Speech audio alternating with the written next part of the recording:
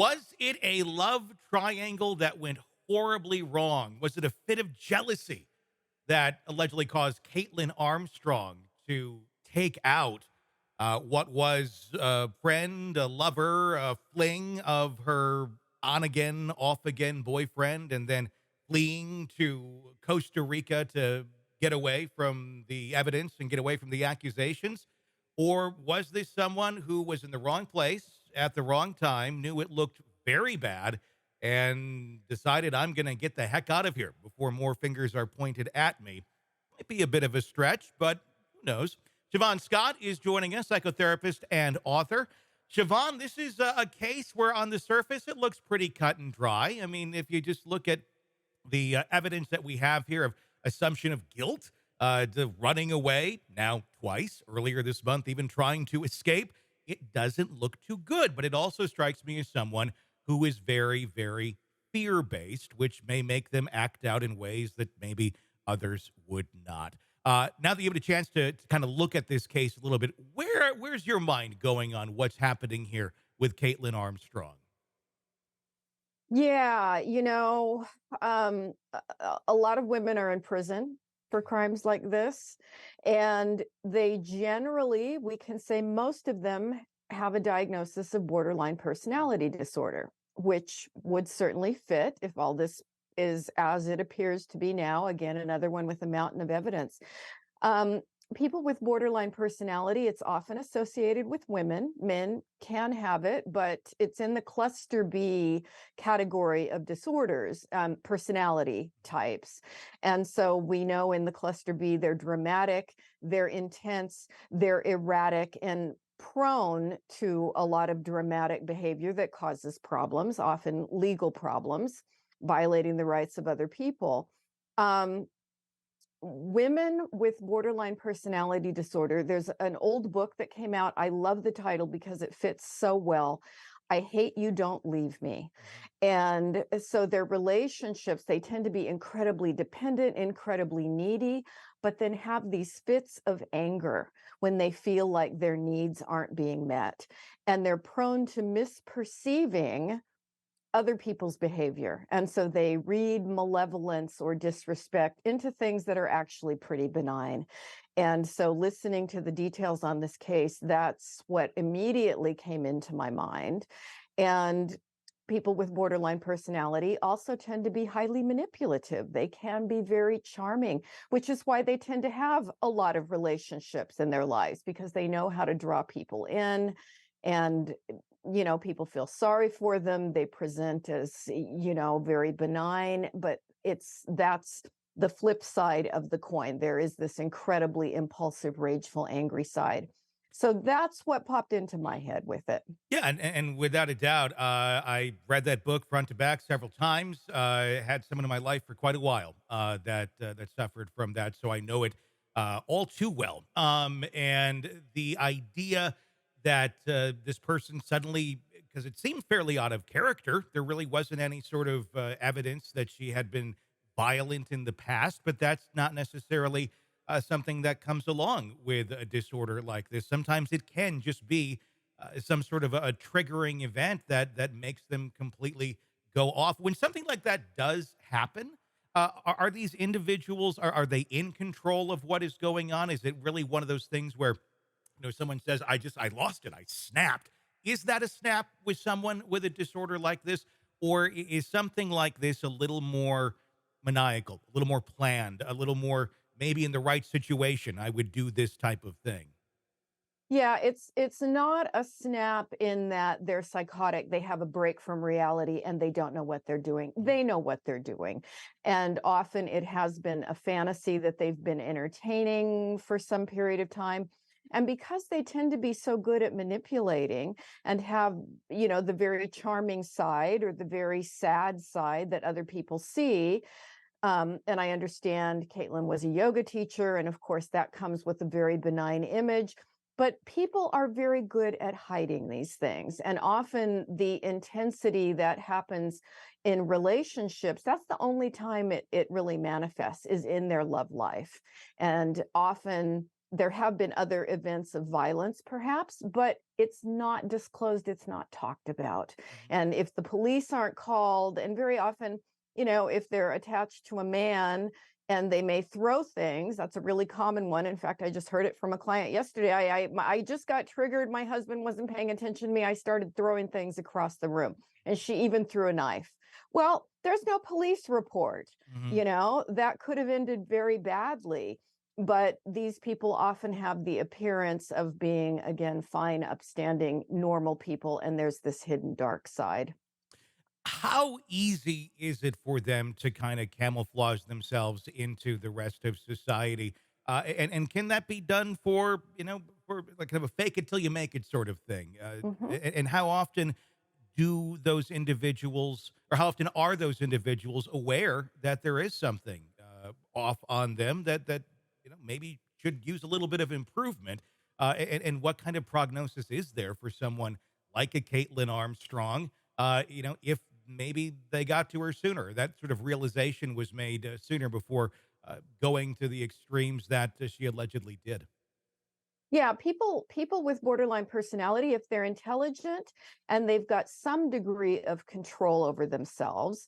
So again, if they only act out in their love life, but the rest, I've seen nurses and doctors with this kind of personality. So people that function really very well and may live their entire lives with many people around them not aware that this is their hidden side. Mhm. Um, Out of all the cluster B disorders, this is the one that is most responsive to treatment if they want treatment. Mhm. And many times, folks with this personality type do come to therapy because they do suffer. They do have a lot of internal misery. They're not happy people. And so we have a method now, it's called dialectical behavioral therapy, and it's very research based, it's been well studied, and it is very effective. So I have seen lots of people improve in therapy. But again, it takes the right therapist with the right combination of skills training, and you can see people get better. But most women in prison for this kind of crime, that's the diagnosis that you'd see. And of course, many of them don't get treatment. Mhm. What would be going through someone's mind? I mean, if we can try and carve into what Caitlin Armstrong was going through. Let's assume that she did do this. Let's assume it was kind of that heat of the moment. She saw that the Mo Wilson was in contact via that app with her boyfriend, and just went out and then acted out in the way that she did. Right after that, what is going through that person's mind if they have that disorder? Is it flee? Is it cover up this crime? Is it? I mean, clearly she did the flight sort of thing, and went to quite an extreme by going all the way of basically altering her appearance. We don't see that all that often, where someone goes to that sort of length, unless you're talking about sometimes like large mafioso type cases where someone is really trying to hide from someone. If you're hiding from something like this and want to get away, I guess it makes some sense, but it does seem kind of extreme. Yeah, very extreme. And it makes me think that there was some degree of premeditation about it. But in the moment, the rage can be all consuming. And it's incredible to see someone. I mean, imagine a physician that functions in a normal way all day long, but then has a fit of jealousy over a text that she sees her husband had with someone else, and then goes into this blinding rage. And it's sort of in those moments the rage does become all consuming Mhm. and alters the way that they're thinking and the way that they're perceiving. But yeah, having access to her sister's passport, having Hey, apparently it's Tony Brueski. funds, If you want more of to our enable interview her to with get our plastic guests, be surgery. sure My to check guess out on our that was podcast, she had Hitting not been Killers happy with with her Tony nose Brueski. anyway. And Just oh search well, that here's an wherever you excuse. download you podcasts know I and don't know that press for sure, but subscribe. Also, you can check out our that's where my YouTube mind channel went. for the full Um, video version of the so interviews they're as well, under the complicated same name, people and they're Hitting hard Killers to with Tony understand. And it Brueski. takes, Check it out, if you've had subscribe, binge, experience with and them, you have enjoy. a Thanks for sense watching. for it. But they're people that can look very normal. She may have been a very benign, typical kind of yoga teacher on the outside, and we think of yoga teachers as really benign, caring, positive people, but it doesn't surprise me that this kind of thing can happen because it is the two sides. Yeah, when you're looking at this, I think a lot of people look at these cases. Sometimes, you watch Dateline or what have you, and go, "That seems a lot like somebody I know." And I mean, Mhm. it's easy to someone to self-diagnose something, but something like this, as opposed to other personality disorders, how difficult is it to recognize if you're the partner of someone like this, or you're a family member of someone like this? Is this an easy one to look at and say, there's some red flags here? And if so, what should one do if they do see those sort of warning signs, and they're in that sort of relationship with someone? It's really difficult early in a relationship because I think the ability to role play normal, and to hide this emotionality, they can be very seductive and very appealing, and they typically have, they have a lot of relationships because they can draw people in very effectively. So there's that manipulative factor, and probably one of the big red flags would be intense rage episodes that seem to come out of really benign situations and misperceiving. So maybe you just have a work meeting with a female coworker, and then the wife just absolutely explodes and comes up with this story that clearly you're having an affair, and it's just bizarre. And when people see that kind of jealousy and that kind of intense emotional reactivity, that's a sign that, there's another side to this person. And if it's early in the relationship, a lot of people will bail, which is Mhm. why they tend to have serial relationships. They go from one to another to another. But sometimes they find a person who doesn't realize what they're dealing with, because when times are good, times can be really good. Mhm. And that's the thing that makes this really confusing for family members. People will often say if they have a child, an adult child that's borderline, but when she's good, she's absolutely wonderful.